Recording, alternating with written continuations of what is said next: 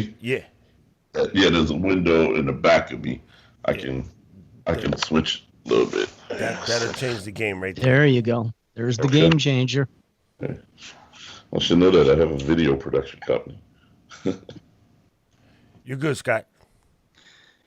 All right, welcome back to the channel, everybody. It's DJ's live streaming. I am Scott Smoking Silz, along with my man Doc Rock. He is coming to you from Honolulu, Hawaii. I am here in Chicago, and our guest today is one of the legends of house music. Eric E-Smoove Miller is in the house. What's going on, E?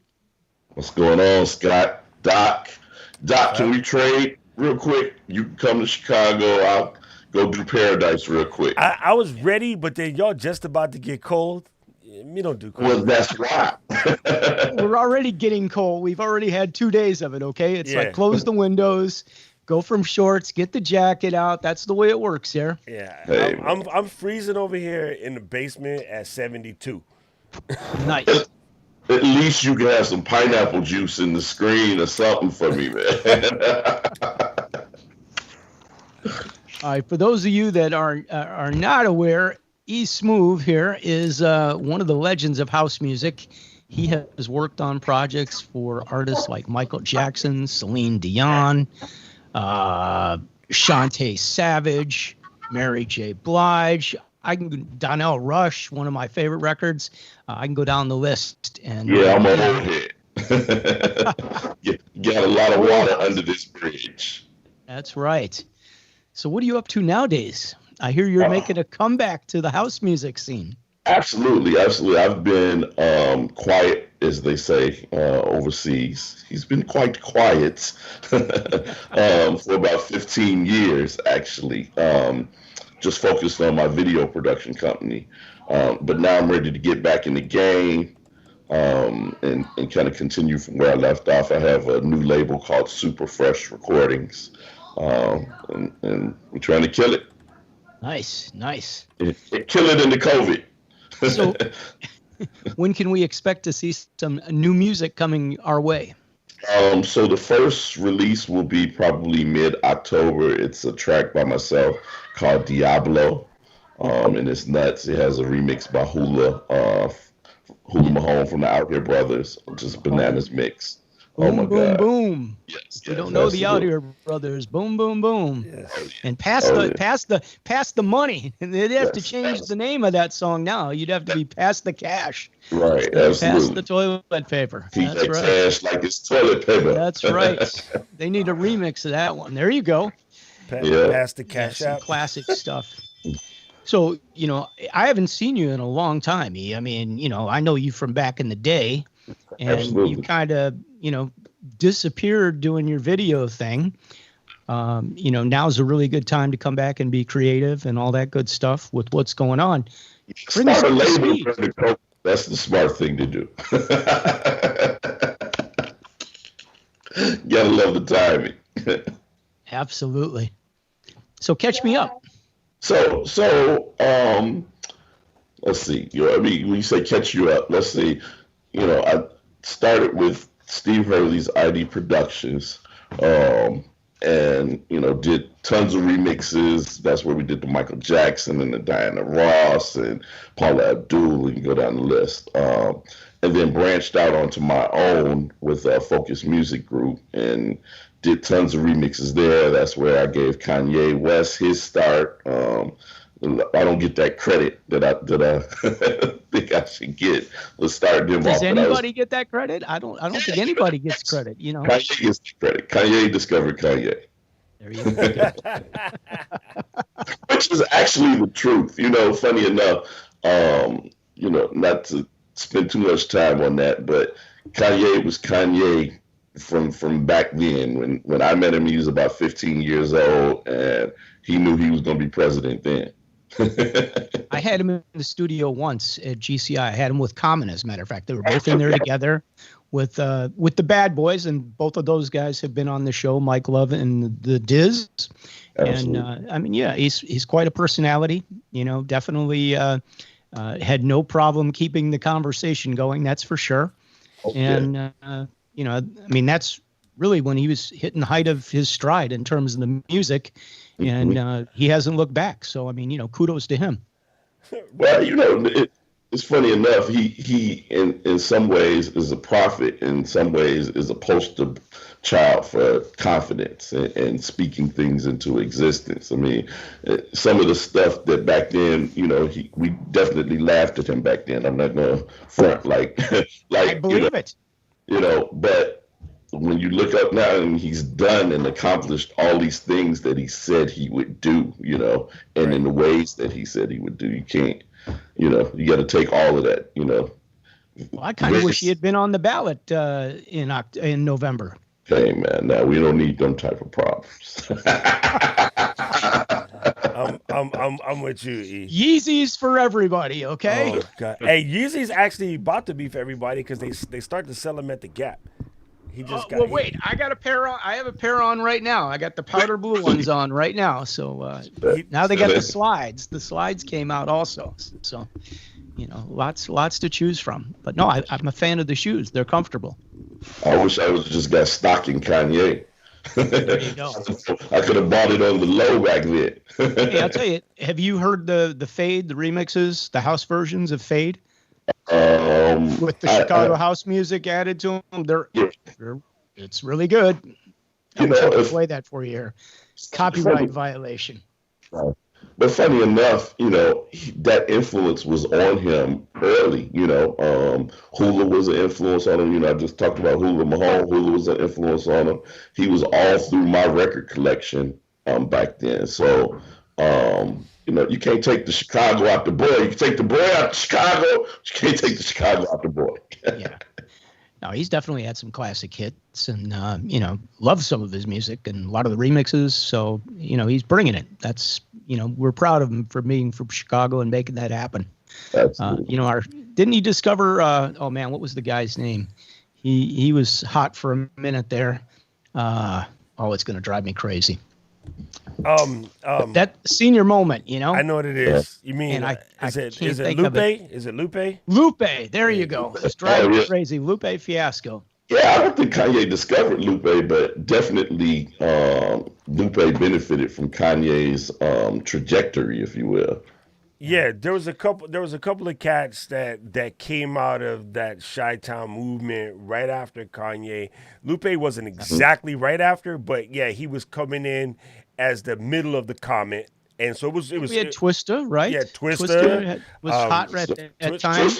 Twista was before Kanye. Yes, Twista was before Kanye. I don't know if a lot of people remember that. Remember that joint he did about the slow jams? But it was just like Slow Jams was a cut, man. Yeah, Slow Jams got to be. I'm gonna say Slow Jams got to be about 8-9 years before Kanye. It's like 1992 probably? No. No. I got it wrong. 2002. Let me put the timeline together for you. Right? We about to get school, Scott. Right. Yay! All right. I love it. Now wait, I'm a house guy. I don't claim to be a hip hop guy. I just happened to be in the business at the time, so I remember some of this stuff. But I'm thinking like 2002. I'm a Chicago guy, right? So I'm gonna take you back to Twista first got his deal with Eric the Wiz. Do you remember Eric the Wiz? I do remember Eric the Wiz very well. Eric the Wiz is who got Twista his deal, right? And Twista and Common were both bouncing around the same time. And hadn't really broken through because, the East Coast was running it, then the West Coast had their turn, then down South had their turn, and Chicago really couldn't. Yeah, Chicago couldn't really get in the mix. If you guys remember, we get a little love from the East Coast, but not that solid, Well, we didn't have that, stop blaming you had the us. East Coast, West Coast thing going because you had Tupac and Biggie going at the time. And that was the show, okay? I mean, everything else was overshadowed by that. Stop blaming us, too, because the only thing we knew about y'all was Sosa. Other than that, we was like... Sammy Sosa. Sammy Sosa. Baby. And you said Sammy Sosa? No, I don't mean Chief Keef. I'm talking about Sammy. Yeah, Sammy Keef. Sosa. Yeah, Chief Keef can kiss my butt. So Sammy Sosa. Yeah, did not make any music. No, I know, but I'm saying at that time, the only thing an East Coaster would have known about Chicago was Sammy Sosa and Mark McGuire was like the truth. So, like that was the battle right there. So at that time, Huh?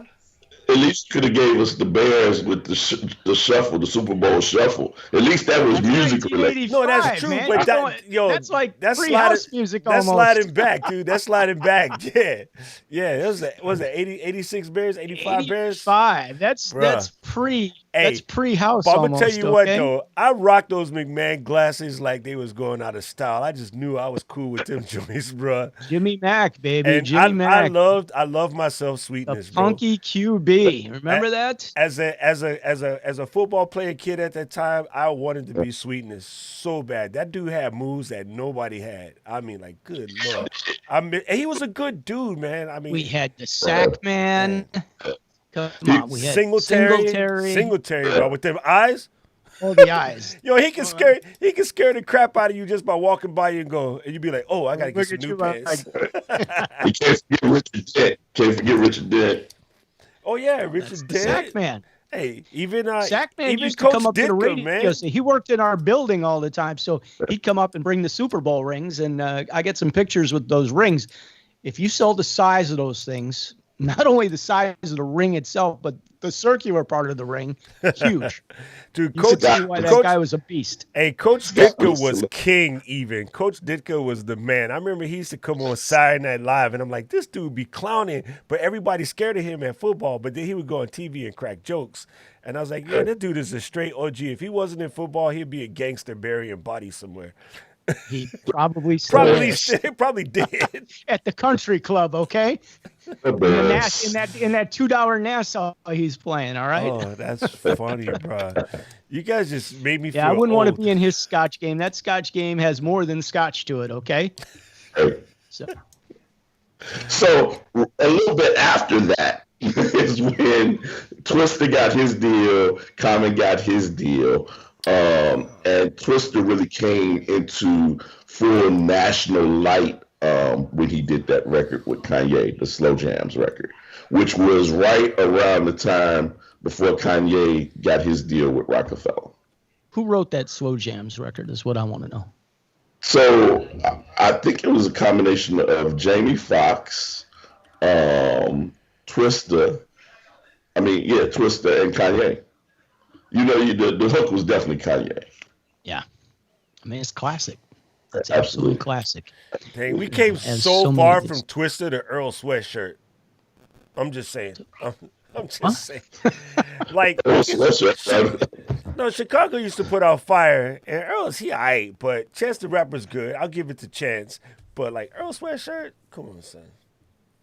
Who is Earl Sweatshirt? He's like the new thing out of Chicago, and he's not that dope by comparison. I'm just saying, like with the lineage that's coming out, and all right, this has gone completely over my head. I'm welcome to the debate. I am welcome to have the debate, and I think that that unfortunately, this is a step out there, right? Unfortunately, the way that mumble rap has led the industry, right? Unfortunately, our how can I say it? Our best MCs don't get the light of day. Okay, so I'm glad you bring this up. I bring this up all the time because I tell my friends, please stop hating on the mumble rap. And just because you don't like it, don't hate on it. And I tell you why. When I was coming up in the highlight of my career, we would rock the living crap out of dance floors with dancehall. And being the only Puerto Rican around, I was one of the only people that understood a single lyric. Nobody, none of the females with the ass that wide, you could see it from the front, none of them knew what was going on, but they would come to the booth and they would be like, yo, Doc, yo, Taco, yo, JP, can you play that one track that goes, I got you, man. You mean El General. Boom, boom, mami, migo, run me de, boom, boom, mami. Oh, dude, I could drop that track and all you seen was and the whole people was just like, oh, you see that part? So yeah, never mind. So I don't hate on mumble rap because we didn't get off Earl Sweatshirt. I've not heard Earl Sweatshirt. I'm not hating on him. I'm just saying against the lineage that he comes from, and he's still on the come up. So you can't. I mean, he knew you can't get on him that yet. but it ain't Chance the Rapper. It ain't Lonnie the Great. Lonnie the Great is is the actual dopest MC to ever come out of Chicago, but he don't get the credit like that. Wait. Do you remember J.U. Ice? Oh, come on. Oh. All right. My bad. I'm gonna go stand my butt in timeout. I'll be back. Ding, ding, ding. We got a winner here, folks. I'm gonna stop messing with E-Smoove. This is his job. Man. Hey, Chicago. if you need to know about USB cable or something, holler at your boy. Right. Hey, what's your favorite USB cable, Doc? Right. Anchor. You can find it in the YouTube description below, so you can get the right affiliate here. link Anchor, right here. Anchor red braided cables. There you go. Hey, Jimmy Taco, I can't see your comment because you commented from the live streaming page for whatever reason, but Jimmy Taco is giving us props. James Coles is here. He's saying what's up. Of course, Robert is in the building. Robert's always here. He got something crazy to say. Hey, Robert. You. David Morales is watching. And the Chicago Wedding DJ. He says, Doc is totally against school. Yes, I am. I'll take it. Hey, I'm not too proud. Hey, you know what, TLC? Ain't too proud to beg. I'm not too ashamed to say when I get schooled. I'm going to put you on the screen because you deserve that. Hey, all right. Now back to the action. Back to the action. I'm switching here so I can see some of these comments. Yeah. You know what I do? I use my phone so that way that it doesn't mess up the stream. So that's why I'm not looking down for my cheat notes. I'm reading comments in the thing. Got to say what's up. Hey, happy birthday, huge dog. My little brother Eugene is visiting us today. He says hello, John. Dude, but you know, you mentioned that or Scott mentioned in the pregame about Remember the Times, dude. That was seriously one of my pregame. I love it. The pregame. We're on football now. Remember the Times and Butterfly are two of my favorite tracks ever. And when that video came out, it was just fire. It was just raw fire. You know, I have a very funny story about that. Actually, a couple of stories about that. Remember the Time, if I remember correctly, Black and White was the first single from that. And CNC, Civilis and Coles. Thank you. I was going to mess up that name really bad, and I shouldn't because those are my guys, right? But so anyway, right? They remixed the first single, Black and White. And man, when I heard Remember the Time, I just had a feeling that we were going to get it. And we were at our Christmas party, the ID Christmas party for Steve Hurley's company. And the video came on, I believe the video came on, and I just had a feeling over me. And I swear to God, we came off of Christmas break, and that was the first call that we got from Frank Cirillo from Epic saying, "Oh, what a name, Frank Cirillo! I haven't heard that name in a long time." He's still around kicking too. Wow. See him on Facebook occasionally, but he was a promotion guy for Epic, and the reels were on their way. And man, when we heard those Michael vocals, man, that is, I mean, just pristine, the recording. I don't know if you guys get into the technical stuff, but Bruce Swedien, man, the way he recorded those tracks, when you put the faders up, the records were there. Between him and Teddy, the record was there when you put the faders up. And just that vocal was immaculate. Steve got Jam too, right? The remixes of Jam were awesome. So we did Jam as well. So Steve, Maurice Joshua, and myself, we did remixes on both of those records. And at one point, Michael was supposed to be coming to the studio, and I think they ended up having to use us as a decoy because, like, the news trucks like surrounded the studio and everything, and he ended up not coming. But man, I was hyped, hoping we would actually meet him, Right. So you want to hear a funny story, E? When he came to Hawaii to perform at Aloha Stadium, the promoter, like our station was famous for co-opting concerts and making it like we were putting on. We were really good at that. Of course. Everybody will believe it's an I-94 Presents. But he said, this one is too big. We're not going to give it to a single station.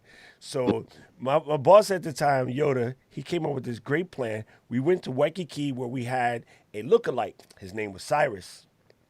And dude looked really good. So anyway, through Maurice Starr, he connected us up with their team and stuff. And we say, here's what we're gonna do. We're gonna bring one of our platinum limousines. We're going to drop it over there. We're going to come to the private airport. We're going to have Cyrus come out of the other airport that just literally came around the hangar and walk down. So the whole crowd was watching us and Cyrus and the platinum limousines and everything. And then so me and my boy JP, we on the radio, we talking smack. We're like, oh, he wants to go to McDonald's he wants to go to Burger King. All right, Mike is going to Burger King at Pro Ridge. Dude, the entire crowd followed the fake Michael Jackson there, and then us and Maurice Starr and his actual team, we took him to the Hilton and posted him up nice, and they were so thankful for that little crazy stunt that we pulled. We got basically anything we want. So his nephews, Taj, Terrell, TJ, like they were like family to our station, you know, and his mom and stuff. Like, you know, we would see her all the time. Like they just loved us because of that dumb stunt that we pulled. And it's like, yo, that was just classic. And so it's kind of cool to hear that story. The master Michael decoys. Right. That's so funny. Man, I can't believe people think that dude would go to Burger King though. Yeah, he can't go anywhere. He can't go anywhere. That's so funny. Any clue, and they're going. Gone. Yeah. Like craziness. It's so funny. Yes. Imagine living your life like that. I mean, I'm sure you're that famous, Scott. That people... not on the north side. Nobody even knows me. Okay, I could safely walk down the street. You need a big sign with your name on it, and that would bring the attraction. Wouldn't make a difference. Bro, that's classic. I'll tell you, I used to walk down the street with Herb Kent at lunchtime once in a while from the radio station. We might go to lunch, and I was just amazed. Like, Herb can't walk. He couldn't walk down the street either. I mean, everybody would just come out of the woodwork to say hello to the guy, and I'm right there with him. I'm like, yeah, Herb. That's Herb. Yeah, you're Herb security. Right. That's exactly what I was. My earliest memory. Happy to be in the company of the legend, okay? My earliest memory of you, Scott, and I hope you don't take offense to this. I'm pretty sure I know what it is. Oh, here we go. You peeking over the turntables at the playground. Oh, yeah. Like literally, Farley had this thing. So picture the playground was an old loft building with very high ceilings in it. Mm-hmm. And Farley is, you know, he's got to be, I don't know, 6'3", 6'4", something like 6'2", 6'3". Either way, I'm like 5'10". He had, so that because of the amount of vibration in there, this place would get packed, and the wooden floors, you couldn't put turntables down on the ground, you know, like on a table. They'd just be jumping like crazy. So they mounted the system, the turntables and mixer coming from the ceiling down, like on a chain and wood. And he had this thing up so high that like we could put milk crates back there, and you'd still be like I'm trying to spin like this, you know. It's above your head. I don't know how he ever set it up that high, but it was really tough for any of us when we come in there and play because you could barely see over the thing, let alone try to work on it. You know, you'd be on a milk crate and you couldn't move very far. It was like, I've got to stay on my crate so I can get up to this thing. Imagine Lil Jon on trying to spin on those. Well, I remember, I don't know, you know, what night you saw us there, but I will tell you, I played there with like the New York City Peach Boys. I don't know if you remember them. I think I was there that night. That was a Paradise Garage group for sure from West End. They were amazing. And they were like 3 white dudes in like leotards. I mean, they had like a gym suit on. They looked like total rock and roll guys. And man, they just could cut it up deep house. But we had a night in the playground where it was so packed. It was a fall night, and there's no air conditioning in these places. I mean, it's an old loft building, so you open the windows to get some air in the place. Mm-hmm. But the fire department was like a block away. And they came down there because there was so much body heat billowing out the windows. It looked like the building was on fire. And honestly, you know, when you were in that place, the sweat would roll off the ceiling on you. You'd have the condensation just falling down on you. It was disgusting as can be. If you look back at it, you'd be like, oh my God, really? Whose sweat was that was falling down on us? It was amazing. But at the time, I was going to say, at the time, that's when you knew it was popping. Whenever you got inside party, rain, okay? Yes. Yes. I mean, it was inside rain. That's exactly what it was. And it was just unbelievable. And, you know, we had a lot of good times in that place about the music box. And they talk about What was Frankie's other place that he had? The power plant. But, the playground is right up there. I mean, that place was just a great party place. Mendel High School, another good one. 7-foot speakers. Yeah, exactly. That's actually where I started at Mendel. I was a Mendel. I'm a Mendel alumni. And in between John Hunt and Wall to Wall, and them having the Hot Mix 5, Kurt bringing the Hot Mix 5, Kurt Townsend. I was part of a student DJ team that would do the in between parties. Okay. And so that was one of my first times even playing on 1200s. Is for probably a crowd of 800. I was actually back at Mendel, believe it or not. It's not called Mendel anymore. I forget. It's something Brooks Academy, Gwendolyn Brooks Academy. So I was brought there for a rave one night, and I mean this was a real rave. They rented this place out, and they brought like the Kohler generator, the big. I'm talking about like the truck generator to power this place. So true rave, and I can't play the hard beating techno stuff. So what do I go play? I go play some of my disco and my house music, and they put me up against these guys that are going 140, boom, boom, boom, boom. And then I come in and play, and it's like, bring the room down at 125. I'm like, I can't pitch this up any higher. But, I was playing Karen Young's Hot Shot. And they loved it. And they did, and people came to me and they're like, oh my God. And they thought it was not Alternate, but who's the other artist? She redid Barbara Tucker redid Hot Shot, exactly. And they're like, is that Barbara Tucker's Hot Shot record? I'm like, no, this is Karen Young's from like 1978. And I couldn't believe it because so much of the music that came out in the 90s, especially even in the hip hop business, was all samples of the house music and the disco records. Most definitely. And I mean, even we were talking about Kanye's Fade. Another record had Mystery of Love in it. And that's what made the record. I mean, go back and look at Missy Elliott. She had Soho hot in her hot track. Yeah. That's what made these records. I mean, Heavy D and the Boys with Now That We Found Love. Well, we all know that as Third World, but let's go back. It's really the OJs. I mean, dude, that was that OJs was every Sunday in my house on loop, bro. We always had some OJs when people talk about money.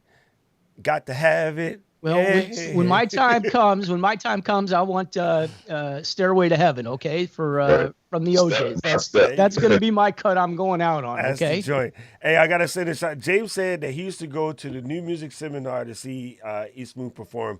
I know that it's James because I just know how he types. But, yeah, that's James. And, yes, Markeith, we are using Skype for this stream. We use Skype all the time. And we love it. Surya said, control. It works. There you go. Dude, yeah, you can't beat the song, man. You cannot beat the song. Long live the song. So let's go back and look at some of your production stuff from back over the years. Were you using Pro Tools or were you using Logic? Or no, actually, I started out with Digital Performer. Oh wow, I haven't heard that in a while. Damn, that's a throwback. Wow. DP. On the Mac. Throwback. Yeah. On the Mac, the self-contained Mac, black and white. It was the SE30. Come on now. Yeah, absolutely. I still have my SE20. As a matter of fact, if I back out of the shot and you look down low, can you see that the SE20 down there on the floor? Oh yeah, it's back in the corner. Yeah, I see it. Yeah. Yep. That's so familiar face. I want to say Digital Performer and Professional Composer were like the first two Mac music apps at that time. Mm-hmm. At that time, believe it or not, I remember one of my old homies and stuff, he just recently passed. He kind of turned me on to the whole MIDI music stuff, and we were working on an Atari 4 because that was what Digital Performer at that time was an Atari ST4. That was it. And then then the Mac joint came out, and we all went Atari or Otari? No, Atari. Otari. No, Otari Otari is reel to reel. 1 inch reel to reel. I used to cut. Yeah, that's them. right. I That's can't right. Just a stand little, those things. just a little, question check for you guys. Hey, I know about the 1 inch cutting. When people say cut and paste, that was legit. So we had a razor. That is cut Put and the tape. It was cut, Yes, cut and tape. sir. Uh-oh. That was legit. It's the real world, That's the 70s calling you, Scott. That's the 70s. No, wifey just got the credit card bill because Scott keep buying equipment. Right. Damn, that's so crazy. He said digital performer. That just messed my head up. I remember just staring at them screens and trying to figure out MIDI cables and getting it in and out just right. To the 2-inch, jam sync it to the 2-inch. Oh yeah, to that's sync right. that. The jam sync. I forgot about that. Yo. Well, geez, if we go back, so prior to Pro Tools, what was I working on? What was the 2-track recorded that they had for Pro Tools? Sound. What was that called? Sound Edit? No, not Sound Edit. That wasn't it. I can't even think of what it was. But Sonic Solutions, I think. No, Sonic Solutions was like the multi-track. That was Sonic like high end for the PC. I used to sell that. I used to sell Sonic Solutions. I remember Sonic Solutions. That was the bomb back in the day. You know what they were good at?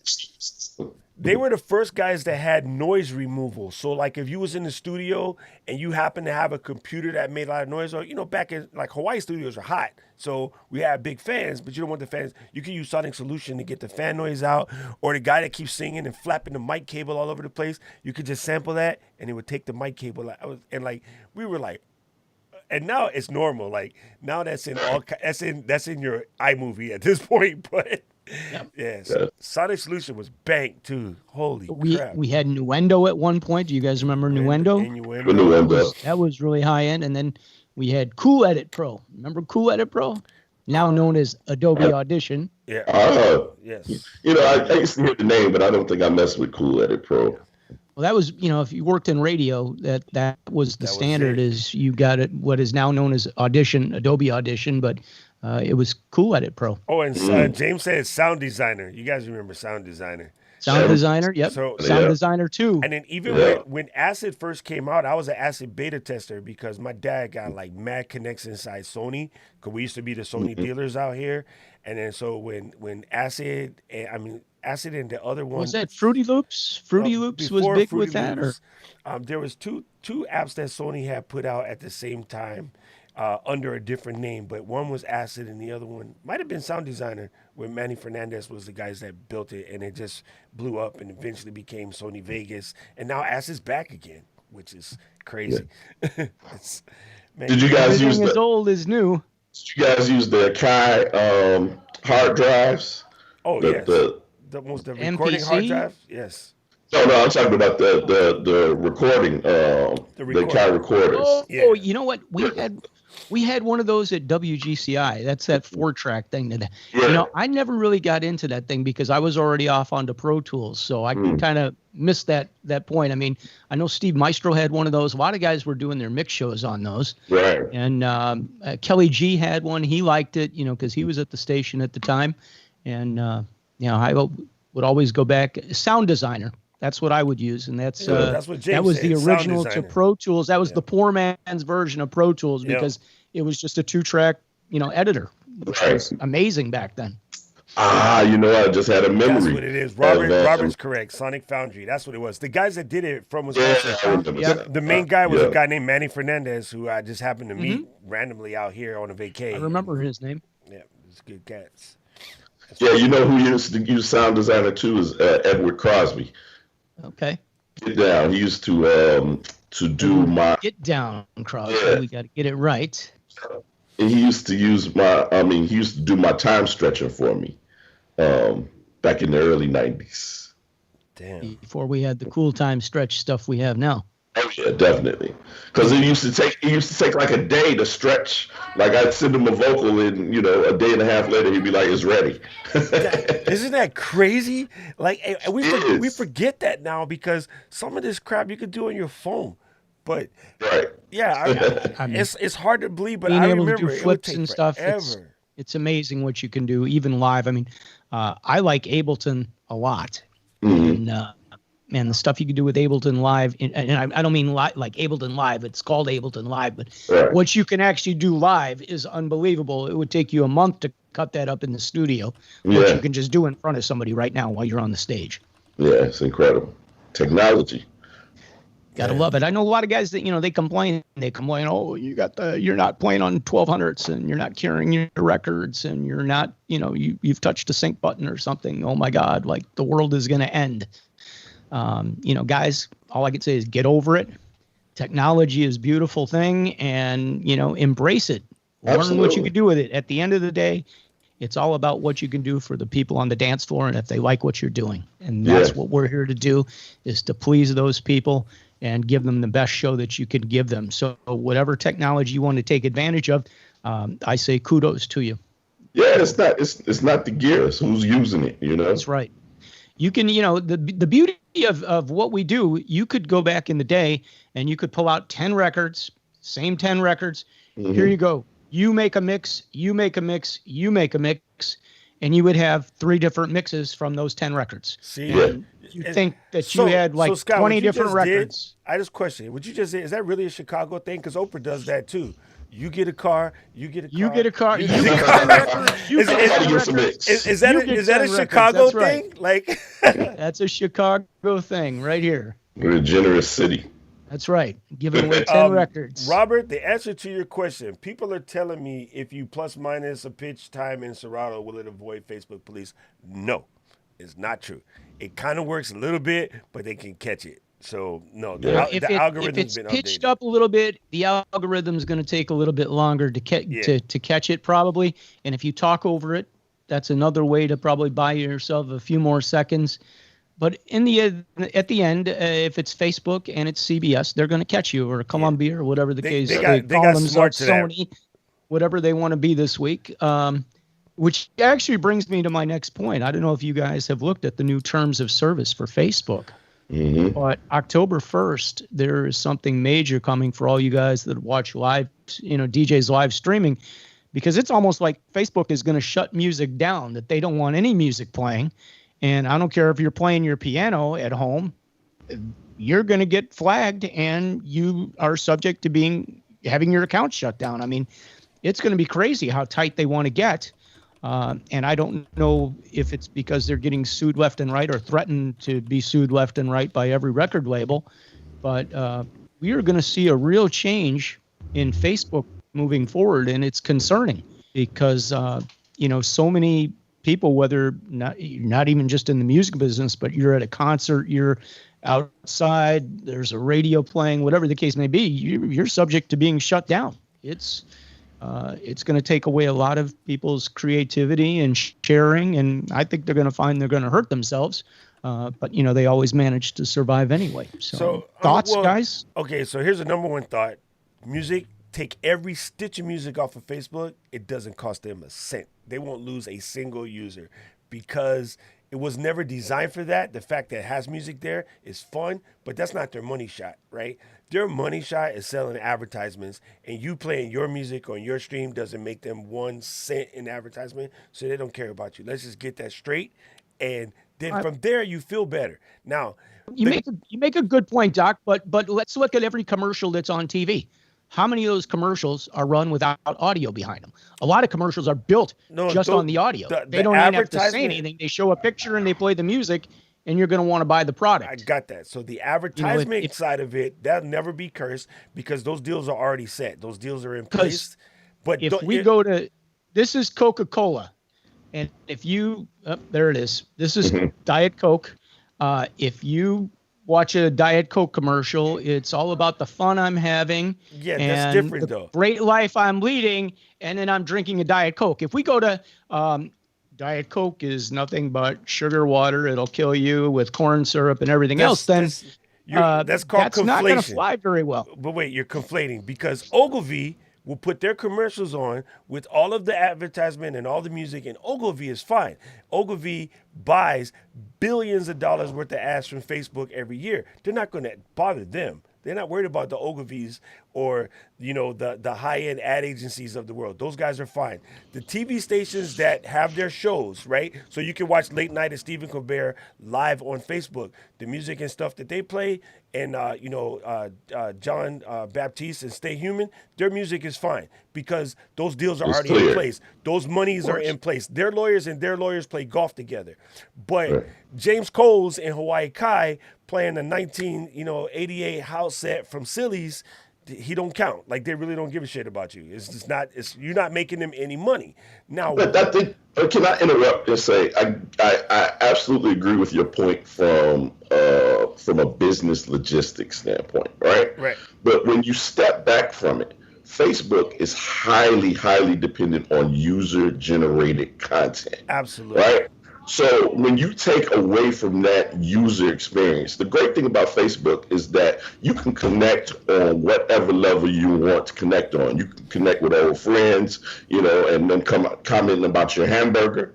You can connect on somebody ranting about politics. You can connect on enjoying an amazing DJ set like a D-Nice set or a Scott Silz set or Rafi Rosario or any of those guys. Tim Schomer. Tim Schomer has amazing numbers on Facebook. Yeah, he right? does. Where are those people going to hear that freestyle music that they want to hear in the way that they want to hear? And to me, that's where Facebook is making a huge mistake. So I think they got a long game, though. I think they got experience will not be the same for people because that's a lot of what catches people's attention when they're in their newsfeed and scrolling. Okay, so people are not as a person who worked for a big tech company, let me tell you, everything is about long play.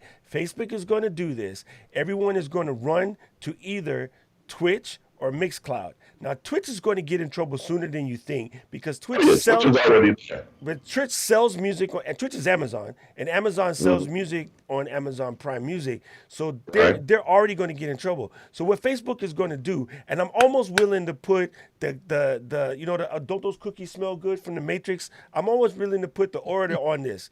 Okay, Facebook will turn right around and buy Mixcloud. Let that shit soak in, folks. Facebook will turn around and buy Mixcloud because, number one, paper they got. They got paper for days. They just need to get everybody cornered into one place. Well, listen how backwards that sounds. Huh? I know. I'm gonna kill the music on the platform that I am showcasing the music best, and then I'm gonna turn around and buy Mixcloud for an inflated price so that and then I they're can gonna come back at you. Here's the reason why. And say, here's the reason why they do it that way, though, because they have probably already attempted to get some of these labels to cave in, and the labels looked at them like, "You're Facebook, you got all this money," so the labels gave them a ridiculous price. But that is my point right there. That was the second part that I was going to make. As a songwriter, right? As a songwriter, Facebook, pay the money. Pay the money. Radio pays the money. You work for a radio station. Did they not pay ASCAP and BMI? They paid the money because you need the song. What did we just start talking about? Scott can take a 1979 song and play it in 2020 at what used to be Mendel Catholic at a rave and rock the party because it's all about the song. Pay the songwriters, man. That's the truth. But forever labels and companies involved with labels have been always trying to screw the artists. And so we got to this point where the artists were taking control. And between YouTube and MySpace and all of that stuff, it was doing fantastic. We were getting in control. And they were like, how do we kibosh this? And they've been working hard as hell since then to try to kibosh this. So my guess is Facebook tried to buy some labels and they got turned down. My guess is Facebook tried to buy licensing and they got turned down or asked an exorbitant price because they're Facebook and they had the money. So they're going to have to go around the backside and pick up Mixcloud or pick up Sony Columbia catalog is for sale right now. They're going to try to pick up Sony Columbia catalog. They're going to try to do something. And because they know that they can't be without the music. Music is life for lots of people. Even old grannies will bust their tunes and dance a git while they're doing laundry. Like, music is life. Facebook's not dumb. They have a long play in position.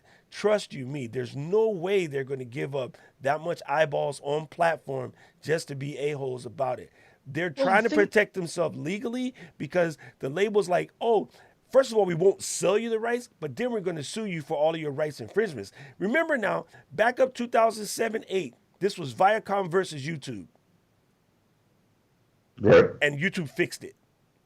Right. YouTube 100% fixed it. But Viacom was trying so hard to jack YouTube because of the exact same stuff that we were doing. So all of the content strikes and all the stuff that exists right now exists because of Viacom 2006, 2007. I mean 2007, 2008. I think that, you know, if you look at Facebook, what they were trying to do, we just had a show, 2 months ago, probably, Doc, where we were talking about a new rollout for Facebook in the story category. Yep. And that they were going to allow the music to be legal in stories because that was going to be live, but it wasn't going to be the recorded afterwards, similar to what Mixcloud is doing or Twitch. Right. And yet now they want to shut everything down. It doesn't make sense to me. I got to go find some. Give me 1 second, Doc. Put it up as a dual screen here. Okay, Scott, you're fired. Bam! Right. Got to send a shout out to Tim. How's it going, Tim? What's popping? But yeah, it's funny, but somehow, some way, Facebook has a long plan. They're just too good at this, man. They're so, and I can't stand them. But that's where my clientele exists. Look at the comments. Tim's on Facebook, Marquise, James, Robert, like everybody here is on Facebook, but yet we're streaming on YouTube. I got Elicio's on Facebook, like everybody's here on Facebook. And yeah, I mean, the platform is the platform, but to me, I think that they may have a long plan, and it's probably a long evil plan, right? Oh, of course. At the end of the day, they have to recognize if we stop, Facebook no longer exists. True. You know what I mean? Think about that from that perspective, that your whole thing is driven by user-generated content. Yep. Without us, they have no content. That's 100% true. And I think James, I'm pretty sure this is James. Yes, it is James. James brings up a valid point. He said he'd pay $20 a month to Facebook not to get kicked off. And absolutely. I agree. Because, I mean, Mixcloud's 15, but Mixcloud got crickets. Like, unless you've been Mixcloud since day one, unless you're Alex Baraga and the Club Killers, you know, cats like that, DJ Ty Boogie out of New York, you know, cats has been on Mixcloud since day one. Mixcloud got crickets. So if Facebook, my high school sweetheart that wants to hear me play the record that I played back in the day when I was in high school is not on Mixcloud. She's on Facebook. Yes. Craig says, I know this is you, Craig, because I'm looking at my phone. Craig says, I have a license through AppScat for internet streaming service. According to AppScat, Facebook has Facebook license, but only pays for what they want. Jazzy Jeff plays on Facebook uninterrupted. D Nice, Instagram, also owned by Facebook. So they're picking and choosing what they want to endorse. So I just started a Roku channel with license from AppScat to do my own. And we talked about that when Vince Adams was on the show. Big up, Big VA. Brother, man, love you, brother. We talked about that. We talking about going to get your, CCO license. I forgot the acronym. And we actually put the link in so you can go and get it. It's like $500 a year. And we were like, that's going to be the way to go. But the key element to that, and this is what we've been coaching like this whole time we've been doing the stream, is use your Facebook opportunity that first 5 minutes before you get kicked to tell everybody where to really go. You use Facebook as a gateway. Right? Be like, look, I'm doing this right now. Facebook's probably going to kick me off, but make sure you jump on Twitch or make you jump on my own private joint on CraigAbron.com. If you jump on CraigAbron.com, you're not getting kicked because this is my website. Just come through. And so use it as a guide. So all of the guys that's watching the stream after the fact, think about that before you get kicked. Use this next 2 months before Facebook changes it. Go and spend $100 on Facebook ads and tell people where you be. Take your following with you. And we've been preaching this. We meaning I. Build your email list. You be in control. Hey, there's no I in team. There's no I in team, Doc. I tell that to clients all the time. You don't own Facebook. Nope. So that is not your audience. But I think that is the gift and the curse. The gift is the people that cross over with you are your Uber fans. Those are the people that are rocking with you. And that's what you want. You want your niches, right? That's marketing 101. Go to the people that love you. But at the same time, right, the casual listener, right, is not doing all of that bouncing to Twitch, bouncing to Mixcloud, bouncing into your website, yada, yada, yada. The casual listener is dipping into your joint and listening to you, and then dipping into his joint, listening to him, listening into her joint, listening to her. And that is the magic of the platform. And again, I think that the platform should go with the stream, excuse my pun, and not swim up the stream. To me, I think that they are. To me, that's where you see where companies are out of touch. Oh, 100%. They're out of touch with opportunity. Well, they never learned from Napster. I mean, let's face it. Napster was the biggest music disaster that could have saved the music business a long time ago. Yeah. And you would think that they would learn their lesson here because, again, Facebook is the biggest player in the game. Mm-hmm. And, now if they get this TikTok deal done and, Microsoft gets in, mm-hmm. that could be a game changer, too, because maybe they'll be smart enough to go work with the record labels, get the music done, and maybe they will evolve into something a little different from what they're doing now. They've got a successful situation, but what's to say that they won't expand and allow more stuff over there? Because, eventually Facebook's going to get a competitor some way, some shape, some form, whether, it's from buying multiple platforms or whatever the case may be. But at some point, it's got to happen. Microsoft, do us a favor before you listen to Scott, before you buy TikTok, or before you try to make a streaming service. How about you just fix Skype? Right. I think Skype's going away. I think that's always been the plan. I got to put the censor just mark like over. their Mixer channel just went away too. They had a big investment in that. So Microsoft is making a lot of changes right now. Let's not kid ourselves. They are evolving right now. I don't know the direction they're headed, but there's definitely some movement with Microsoft. Who bought Mixer though? Yeah, Facebook. Yeah, see, there's something up the sleeve. Marky Mark is like, you know what? He right down the street. Don't the gamers need music? Don't the gamers need music on their stream? Yes. I mean, seriously. I'm going to go to his apartment because it is literally 4 blocks away. I'm going to walk to his apartment, and I'm going to just sit out front. And when I catch him come outside, I'll be like, look, Mark, you need to stop messing up. Let me explain it to you, pimp. Because I know in the summertime he hangs out here, and his apartment overlooks Waikiki Beach. I'm going to just go over there and be like, look, dude, you need to stop tripping. But guarantee you, them buying Mixer and the talent at Mixer has a lot to do with what's going on. Because it's kind of ironic that they said they were going to do this story thing, and then 2 months later they flipped it. All right, no, we're just going to cancel everything. And they up to something. And now that the new version of Facebook, I forget what the deadline is. When is the cutoff that October it's 1st? coming or October 1st. Both no, not for the terms and conditions, but the classic, look of Facebook. The classic also October 1st, same day. Oh, that is October. Okay, so they're definitely there's evolution coming here. It's the end of their fiscal year kind of thing. So here's another thing, interesting play that kind of makes sense. You know what surprises me? The DJs have never done. The DJs in general have never built like our own. I want to call it a union, but like a pack. We should have built our own pack. We should have had a thing. That's been tried so many times. But it's hard. The mobile community has DJ associations. Mm-hmm. You have a number of them. One of the guys here in Chicago, back even in the late 70s, early 80s, tried to unionize the DJs. It just hasn't panned out. I mean, it would be a good thing in terms of trying to control some of the pricing and I don't want to say eliminate people from getting into it because that's really not the case. Mm-hmm. But, guys got really tired of, well, you're making $75 at the bar. Oh, well, I'll go work for $50. So I'll go work for $25. I mean, for a lot of these guys working in the clubs now, they are at the point where they are the promoter goes, yeah, I could put you on the show, but you got to sell 200 tickets. So now you're, sure, we're always a salesman because our audience is what they pay for. But now it's like even a guy coming in wanting to get into it, like, oh, you got to go do the promoter's job in order to get a spot there. And then you're not even going to get paid for it, Yeah. So, I mean, our industry has really gone about things in a crazy way. I realize times change. James is right. I go back.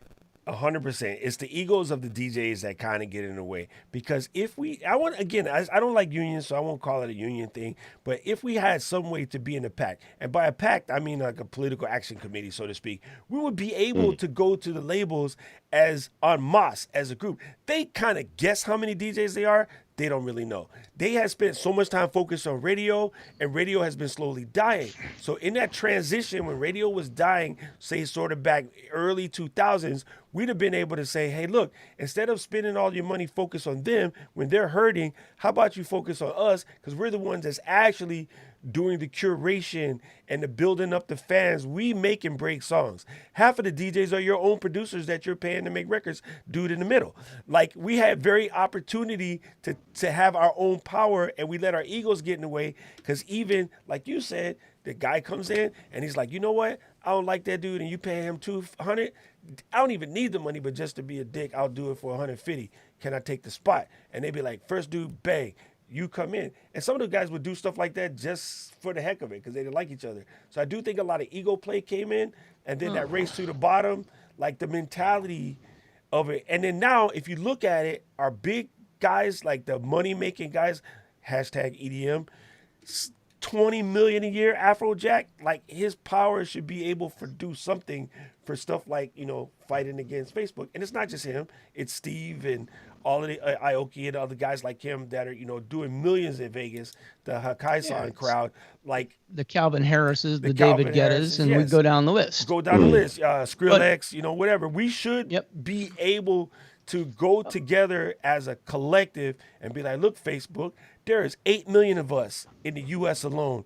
There's 32 million of us worldwide. Stop messing with us. This is our power. This is what we're worth. This is what we demand. Make it happen.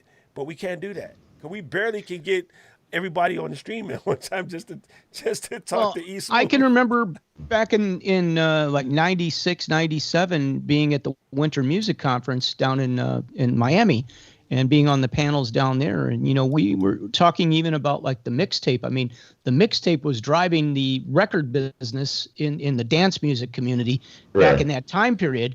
And, the big thing was, this guy sold like 30 or 40,000 mixtapes, and, they want to sue him for it. And it's like, well, give us a way to be able to buy a hologram or something to put on that tape that will pay maybe a $1 tax to the record labels like or whatever, a royalty, whatever the case may be, just something so that we can somehow legitimize this, give you a list of the songs, divide it out.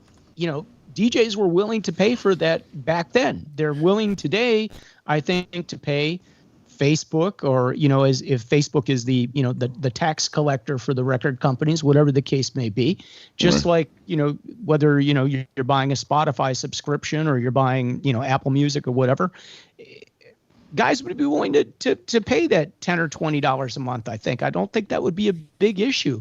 But, I guess on the other hand, what's the agency that's out there? I forget the name of it. It's been so long with the record industry. There was always somebody that collected. Well, yeah, but there's a company that actually collects. Harry Fox. Harry Fox. Thank you.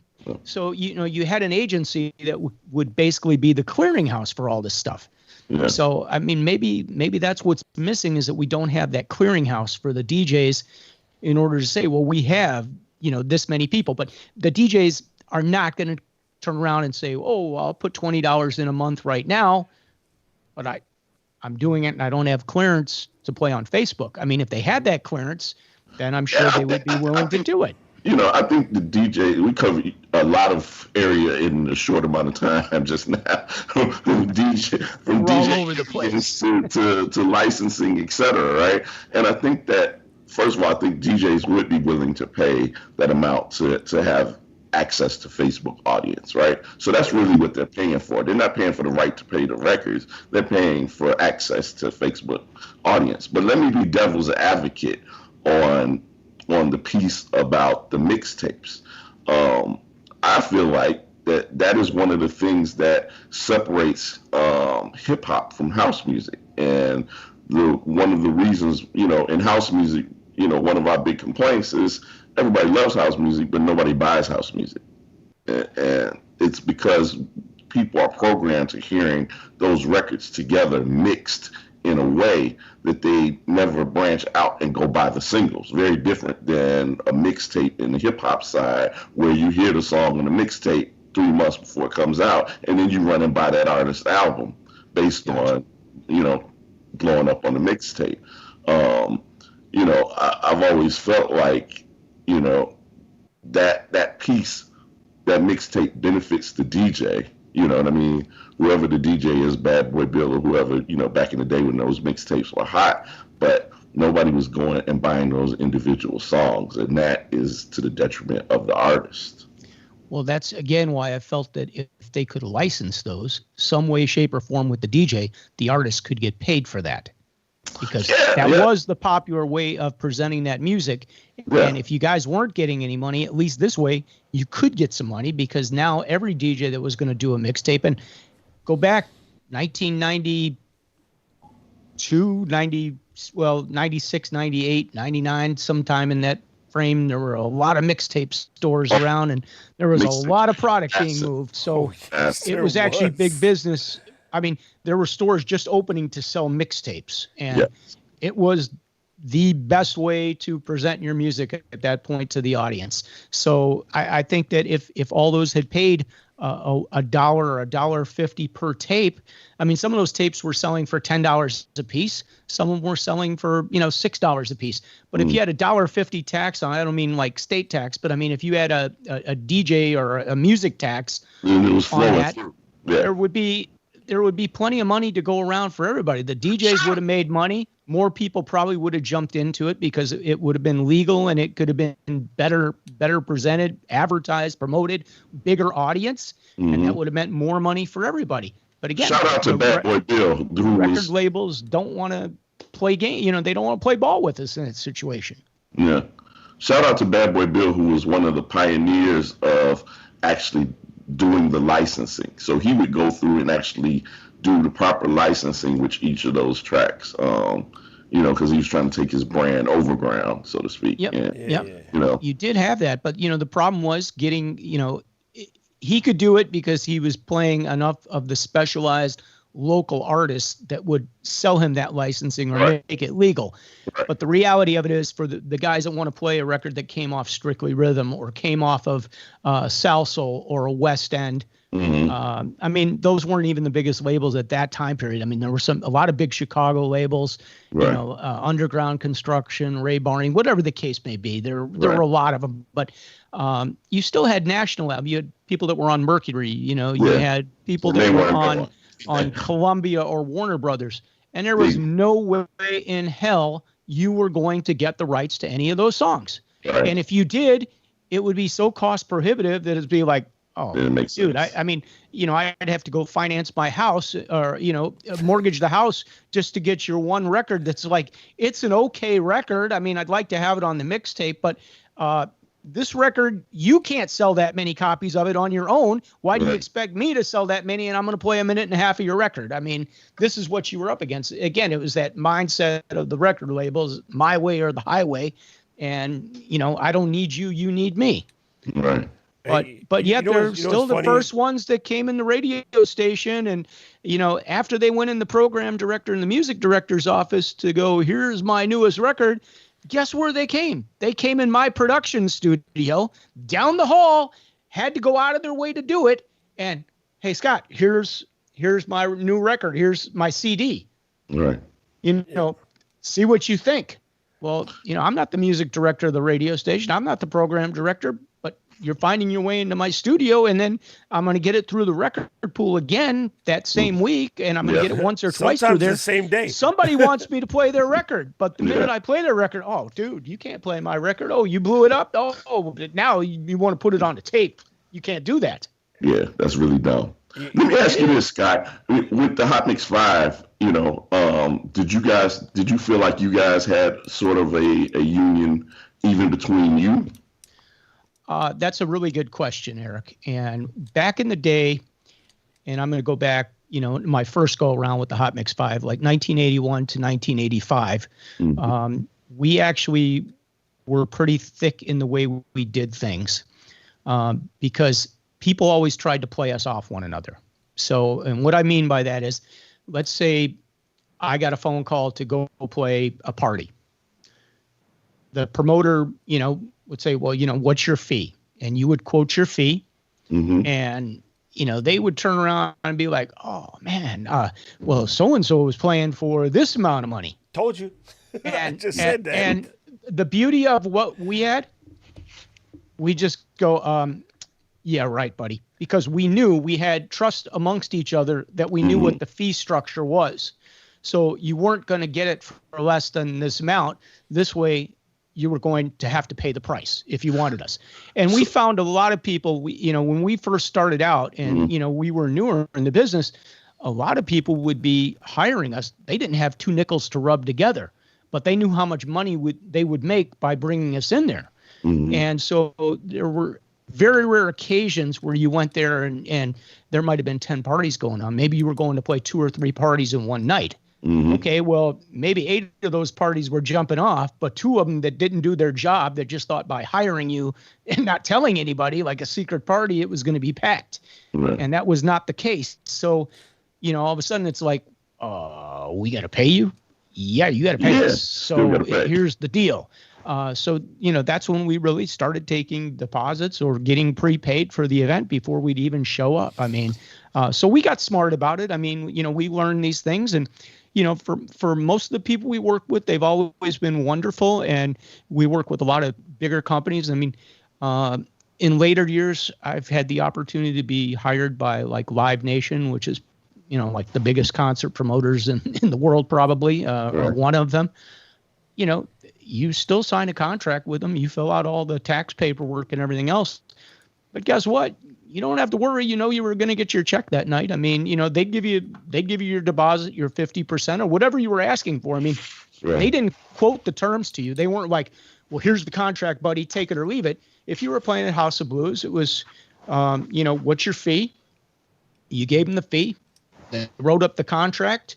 You put your rider on it that said, hey, I need this kind of food. I need this kind of beverage, whatever the case may be. I need a parking space.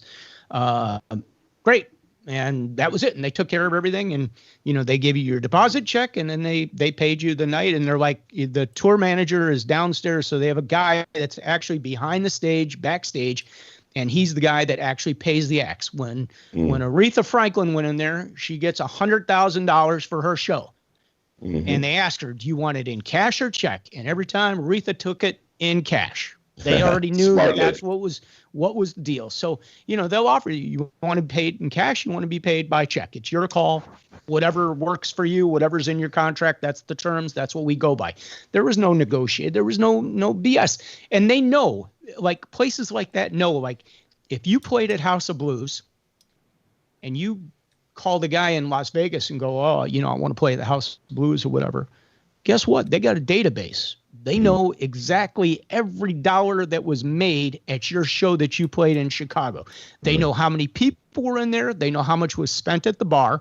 They know how much the bar stools were sold for, because at the House of Blues, when you have a sellout show, they sell the bar stools for $100, $150.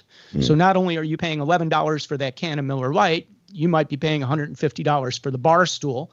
And then they've got the parking outside that was another $29 or $39. And then you had the ticket to get in there. And then did you buy the premium placement or did you buy the basic? So they know every dollar. They know if that act is worth the money. So, you can be John Doe and walk in there and go, well, my fee is $5,000 and they don't know you. Maybe they say, yeah, we want to have you here. But if you say, well, I'm Eric Smoove and, I'm going to get 2,000 people. My fee is $30,000 for that show. They know if it's worth it. So, if you don't produce, you're not going back there again. It's real simple. That's deep, especially at House of Blues moves. Here, you have a number of them in the clubs. They know who the draws are. That's why some guys get the money and some guys don't get the money. Well, let me ask you this. Back in the day, so this is a back in the day question, right? Was it the same price whether you were getting Mickey or Kenny or yourself or Farley or what have you? So you want me to let you in on the business here? Now, basically, it was back in the day. I'm just curious. Basically, back then, it was like, here's what we charge if we're going individually to this party. Now, if we were all going together as the five, oh, no. We basically owned that party, and you were going to pay through the roof for that party. Right. And that's just the way it was. Why? Why could we command that fee? Because we knew how many people we were going to have in there, and we knew how much money you were going to make too, because you were going to make a lot of money. Because if you did any kind of promotion, your place was going to be packed. I mean, I think the last time we played House of Blues was $50 a ticket to see 5 DJs play. Right. And it was sold out, and a second show was added, and $50 to see 5 guys play records. Wow, that's and I'm going back 2007. Yeah. I mean, even when we were playing. Yeah, I mean, we started out getting $5, $6 for a show, and we'd get thousands of people there. Well, that was a lot of money back then. I mean, people were paying $2 to get into most parties probably. And, you were paying 5 or 6 to see us, or maybe 7. And then it got to like 10. And now, go into a club, it's probably $10 or $20 at least to get in, maybe $30, for a ticket. I mean, I think when we did the museums and things, it was like $30, and then you could buy the VIP ticket, which was more, that got you a better location. I mean, it's the economics of things. You have to be able to support these places that you're going into. And that's been the biggest problem that we've had in the house music community forever, because everybody wants to be, I want to be on the list. I want to go in there for free. But again, and I stood on my soapbox over this for years.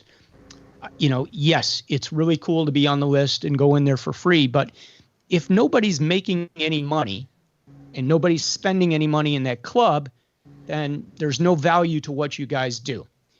You cannot become better at your craft if you're not making money at your craft. Yep. Right. So you can't go buy the newer records that you need. You can't buy the better mixer or better software to be better at what you do. This is your livelihood. People have to understand, I need to support this person. This is what they do. You go to work, I don't know, you go to your office, you get paid. Well, our office was that club. It's that nightclub. And that club owner goes and says, well, man, we only had, 50 people that paid at the door. Well, yeah, but you had 200 people in there. Well, why didn't the other 150 people pay so that I could make some money to pay for the better light show and the better video wall and the better equipment for the DJs to play on and the better sound system? Right. And then, half of them are sneaking in their own flask of liquor or whatever, and now they're not buying any drinks. So at the end of the day, the club owner's going, well, I had a house music show, and we did $5,000 that night. Mm-hmm. But I did a hip hop show, and I made $15,000 that night. Well, what do you think that club owner is going to do? He's going to go have hip hop for show. Somebody to get shot. Well, yeah, okay. But I had a rock show, because I know if you have the hip hop, or you had the I don't want to say the call letters, but that certain station that was in the middle of the dial, you knew that was the end of that club.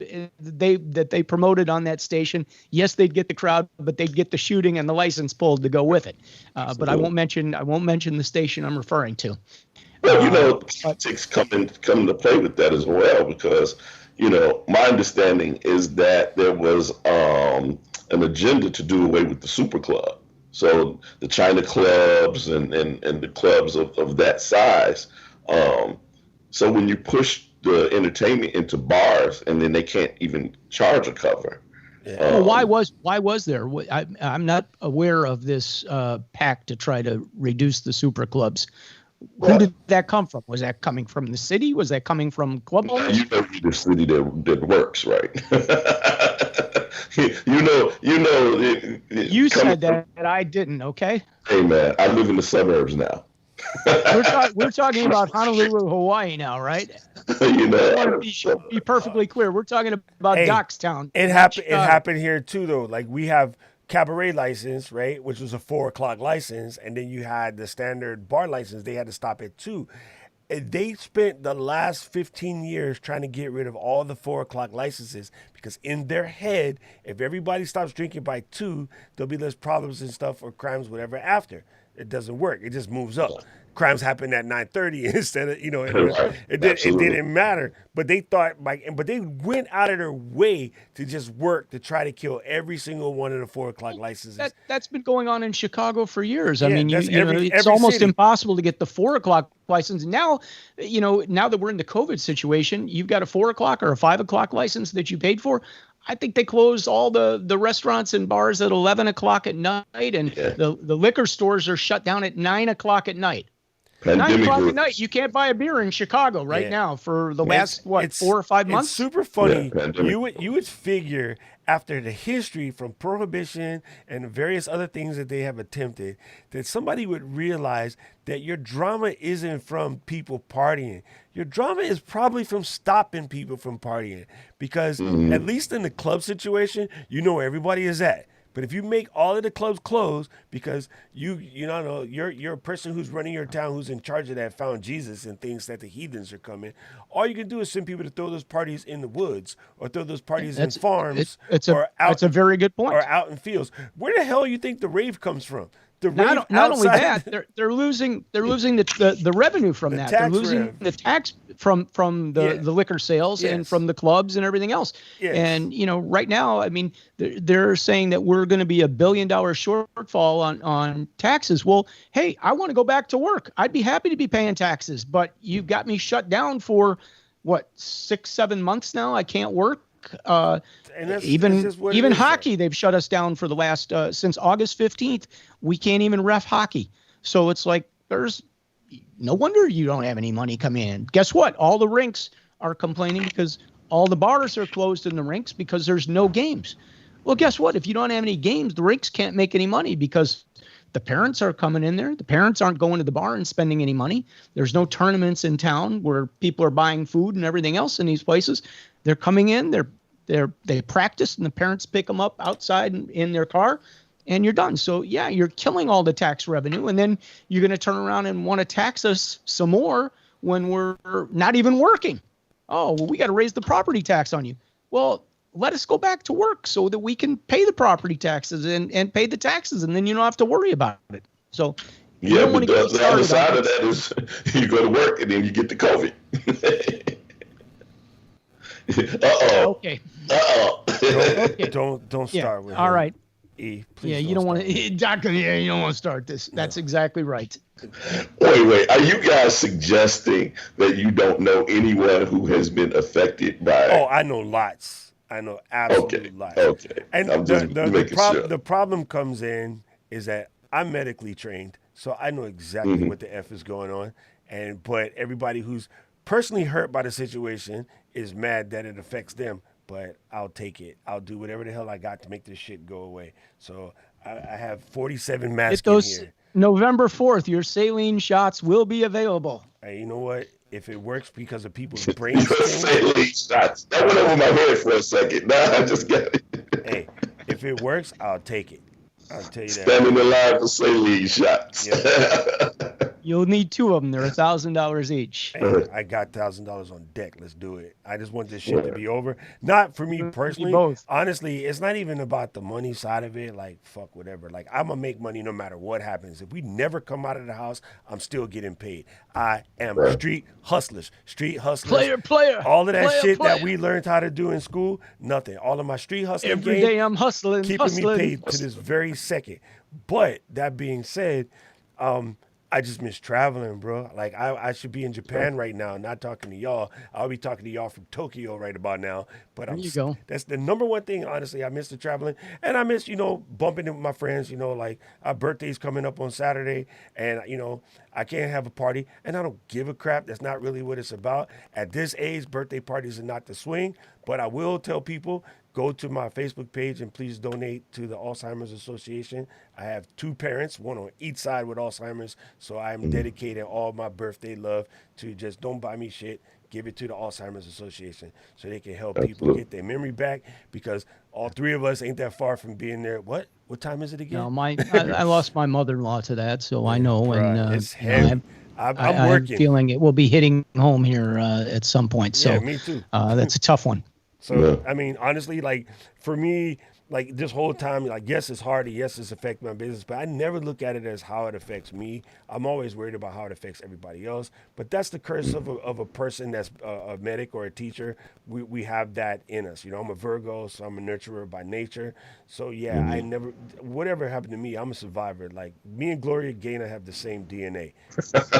I will survive. Period. Right. But the reason why we do this show is we're trying to look out for everybody else out there. How can you get your game on? So I'm always coaching you how to look at this as an opportunity and not as a threat. COVID can kiss my black ass. I'm gonna go do something and make more money. That's just me. That's how I roll. Absolutely. I find I'm the Warren Buffett. Everybody running left, I'm gonna go right. Hey, right, what's happening? Let's go make some new shit to make them come back. That's right. So, like, it's presenting opportunities. Yeah. I mean, there are definitely people that are doing very well in this time, and there's a lot of people that just are not handling it well, and it's just not great. I mean, the advantage of growing up hood I miss is normal. Have no victim mentality. I'd be a liar if I told you I don't miss normal. Okay, I miss being around everybody. I miss being in the clubs once in a while. I miss going out to the restaurants. Can you go out? Yeah, sure. But it's so different. And the thing I'm so tired of is, you know, you call, you know, the big company, the big phone company. Oh, you know, because of COVID, it's going to take us an extra hour to answer the phone call, or the bank is like, oh yeah, we got COVID. It's going to be a 2-hour wait. This is all, come on, man, give me a break. You know, no, that is definitely. I couldn't run my business like that. They're taking it as an opportunity. So I brought this up to a friend of mine. One of the big brands here, and I won't mention the name because it'd be too easy to trace who it is because everybody knows me and knows my family. One of the very big high fashion brands. In the very beginning, the owner of the company took this as an opportunity to be like, you know, we're going to have to cut back staff because of the COVID. We're not going to be able to maintain, which is BS because they're a multi-billion-dollar fashion brand. And what they basically did was use it as an opportunity to fire all the dead weight that they couldn't fire because of longevity and sort of union rules or whatever. So now they got ready to get rid of all of those people. And when it comes time to reopen, because it's a very coveted job, they will rehire people. And instead of paying them 60 grand a year, I can knock it all the way back to 36 grand a year because you started from the bottom. And then they can slow roll to build you back up. And because it's a fashion brand, they're famous for trying to loop out the sort of older people because it doesn't match the brand. So a lot of companies use this as an opportunity to just basically flush weight. But that being said, I say, but you know why you're not getting fired? Because you listen to me and I tell you, always be the go-to person. The go-to person, you're indispensable. And so because he's indispensable, he ain't getting fired. And everyone's like, well, how come he gets to stay? You know, he doesn't even sell as much as this person because that person's indispensable. That person can do every job in the company and you can't because you were lazy and you were spending too much time with your ex and you never wanted to be there. You didn't want to come in on holidays. You didn't want to stay late. You didn't want to cover people's shift. You didn't want to clean windows. So you were one of the first to get fired, even though you thought you were the key player. You got to add value. You got to add value. Absolutely. Agreed there. And we got to wrap this up so I can take my butt and make that money. So, yes. Get your hustle on. Right. Get money. Right. But yeah, this is, I mean, seriously, fam, like, this has been a great, like, you're seriously one of the best guests we have because you just cracked me up. And you got good stories. So, you got to come back. Anytime, fellas. Anytime. All right, man. We're looking forward to some of those new mixes, okay? Some new music coming our way. Appreciate it. Yeah, definitely. I got you on the list. On the list, bro. All right. Thanks for being a part of it. You play house music? Yeah, I'll play anything. I'll play country if they paying. well, we ain't paying, but and we ain't playing. Two kinds of music we don't roll with: country and western. Okay. You know, it's funny. We forgot to mention the original DJ pool back in the East Coast used to be like the dude would come to the booth with the bag and 100 and be like, "Play this now," and then you got to tell all the people. Make sure you tell people, call your radio station and let them know you want to hear this track. This track is by so and so and so and so. Like the New York way. the New York way was the original way, and it got kiboshed because I'm like, oh no, that's illegal.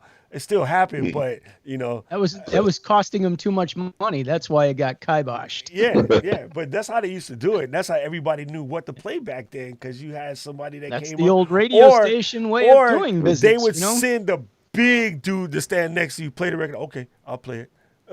I got it. I remember the first time I got asked to play a record by the Booyah Tribe. Yeah, basically. Anyway, we got to go.